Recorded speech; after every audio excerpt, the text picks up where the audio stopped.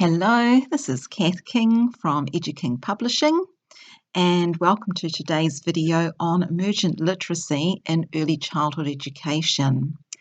And just to start by clarifying that somewhat fuzzy term, emergent literacy, it's the development of skills that form the foundation for reading and writing. And these skills are crucial for young children as they prepare to learn to read and write as they're about to go to school. And research shows that children who have strong emergent literacy skills have better success in school and in learning to read and write and later on in life. And conversely, children who fail to develop these skills never seem to catch up. They will always be a little bit behind. So in today's video, we're going to focus on 5 important components of emergent literacy and the teaching strategies that you can use to support them. So these components are vocabulary development, reciprocal conversations, oral storytelling, phonemic awareness, and print awareness. So, vocabulary development. Vocabulary development is an essential component of emergent literacy as it helps children to understand and communicate with others. Children with a larger vocabulary can comprehend and express more complex ideas, and that's an essential skill for reading and writing. Parents and teachers can help develop vocabulary by talking to children and exposing them to new words in books and conversations and in lots of different experiences in their lives. And we're going to use a word elaboration strategy for supporting the development of children's vocabulary. So when you come across new or interesting words as they come up in books or just in everyday life, we're going to talk to the children about these words. We're going to name the word for the child. We're going to tell the child about the word, because the more children know about a particular word, the more likely they are to remember it and to use it themselves. So some things that you could say about a word is what it means. So you could give a definition for a particular word using simple familiar words to explain the new word. We could tell the child what group the word belongs to. So, for example, is it an animal? Is it a type of vehicle? Does it have something to do with size? We can talk to the child about what we do with a particular object, if it has a particular use. We can describe what it looks like or the different parts it might have. We can talk about whether it's a long or a short word, and although this is getting a bit into phonemic awareness, we can also talk about what sound it starts with. And then we can put that word into a sentence, and we can try using repetition, so repeating that word a number of times in a variety of different contexts. So here's an example of how you might use this teaching strategy when you're reading a book to a group of children. This particular page is from a book called My Crazy Cat Colin, and it is a book that is designed for teachers and parents to be able to use all of these teaching strategies to support emergent literacy. So you'll actually see in the little grey box, it has a prompt for you, an example of something you might say to focus on a particular vocabulary word that you're wanting to introduce to your children. So Colin is a calico cat. He was cute and cuddly when he was a kitten, but he grew up to be curious and kind of crazy. Curious means you're keen to know or learn something. Colin is curious because he likes to learn new things. My crazy cat Colin loves catnip. The next component of emergent literacy we're going to focus on is reciprocal conversations. And reciprocal conversations are back and forth exchanges between two or more people. And these conversations help children learn the rules of language. It helps them to develop social skills and to build their vocabulary. So when parents or teachers engage in reciprocal conversations with children, they provide them with a safe and supportive environment to learn new words and practice communication skills. And a very important teaching strategy for developing this component of emergent literacy is serve and return. So serve and return is just when you try very hard to keep your conversation going back and forth for as many times as possible, but at least 5 turns each, so 10 turns in total. And the best way to do this is when you're face to face and on the same level as a child. So try to make sure that you have equal turns and talking time with the child. Remember that conversations are the child's opportunity for communication practice. So we want them to have plenty of their own talking time. Be aware of asking too many questions. As adults, we sometimes ask a lot of questions of children, but questions can be demanding of a child and put pressure on them to talk. So try to replace some of your questions with comments. Comments don't need an answer, and so they keep the pressure low. Comments will feed in language and give the child ideas and words of things they could say for themselves or how they can say things. And after you've made a comment or asked one of your few questions, just wait. Count to 5 slowly in your head before you say anything else. I know this is so hard when there is just silence and you want to prompt your child. You want to maybe ask a different question in the hopes that will be easier for the child to respond to, but just wait. Wait time gives your child a chance to process what you've said and to work out what they want to say. Remember, children do take longer to process these things than an adult might. So this is probably the most important strategy. Just wait. Allow that space for your child to answer. And the third essential component of emergent literacy is oral storytelling. So when parents and teachers tell stories, they help children develop listening skills and comprehension. Children also learn how stories are structured by listening to them, and it helps to develop their imaginations. So oral storytelling can be as simple as retelling a favourite book or telling a personal story about something that happened in your own life.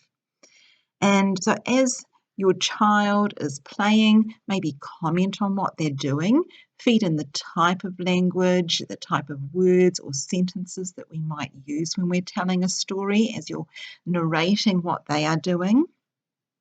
You could keep a notebook or folder of the child's drawings or note down funny things that they say. You could look back over this folder with your child and retell what is happening in the notebook, encouraging your child to remember and talk about it also.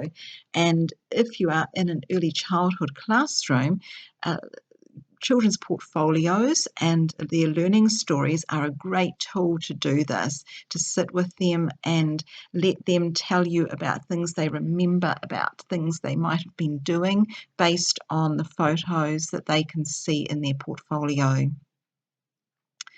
Another similar strategy is to look back through photos and events and activities that the child has been involved in.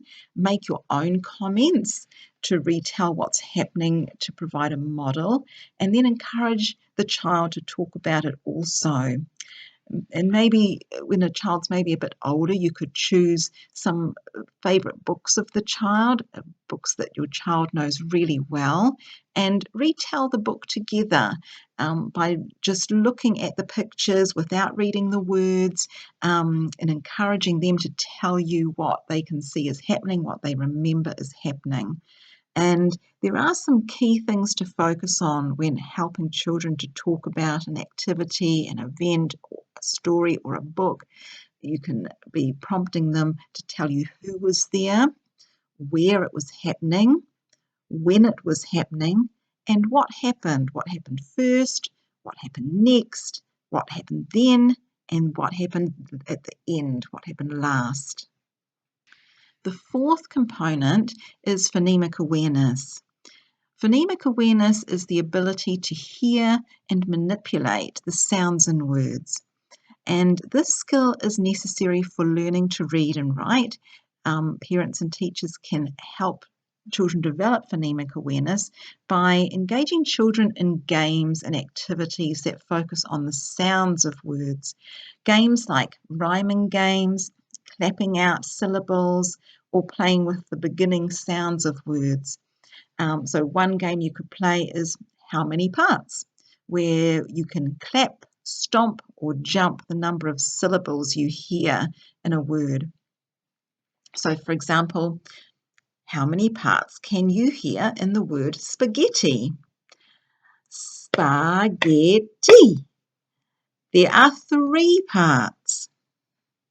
So you can also use nursery rhymes or books with rhyme in them.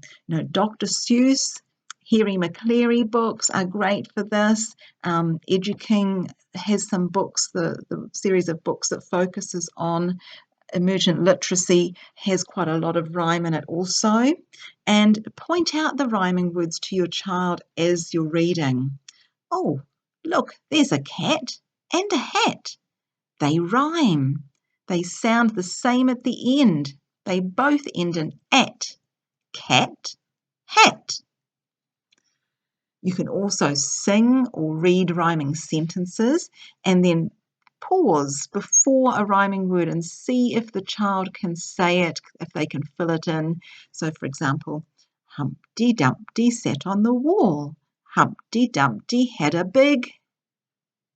And just let your child fill in the fall.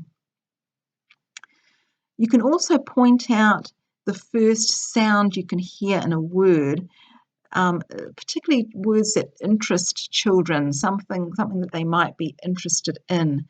So, I see that you like the dog picture. Dog starts with a D sound. So be aware that we are focusing on sounds. We're not focusing on the name of the letter. The name of the letter isn't particularly helpful to children when it comes to learning to read and write. They want to be able to hear the different sounds in words so that they can build words themselves out of sounds when they're learning to write. And then they need to be able to decode those sounds. They don't need to know what the name of the letter is. You can also play I Spy, but this time with sounds instead of letters. So I spy with my little eye something beginning with S instead of S. And the Emergent Literacy series of books that Eduking has, all the books in this series focus on one particular letter sound. So for my crazy cat Colin, the sound is K. And all the way through the book, there are many, many words that start with a K sound. And at the end of each of the books, there's also a page to prompt parents and teachers to do some more work with the children around the K sound, looking for different things, thinking of different things that might start with a K sound. And finally, we come to print awareness. Print awareness is an understanding of how books work, including very basic things that we might just take for granted and not think that children need to be taught explicitly, but things like how to hold a book, how to turn the pages, that the words read from left to right. And children with print awareness understand that written language has meaning. And because of that, they're more likely to be successful in reading and writing when they have that understanding that what they're doing is creating meaning. And parents and teachers can help develop print awareness by reading to children. It seems really obvious, but that's probably the most important aspect to print awareness, is read to children. But when you're reading, there are a number of strategies that you can use to enhance children's print awareness. And these are often called print referencing strategies. So pointing out words as you're reading and talking about the pictures from books. Remember that print and words and letters are everywhere.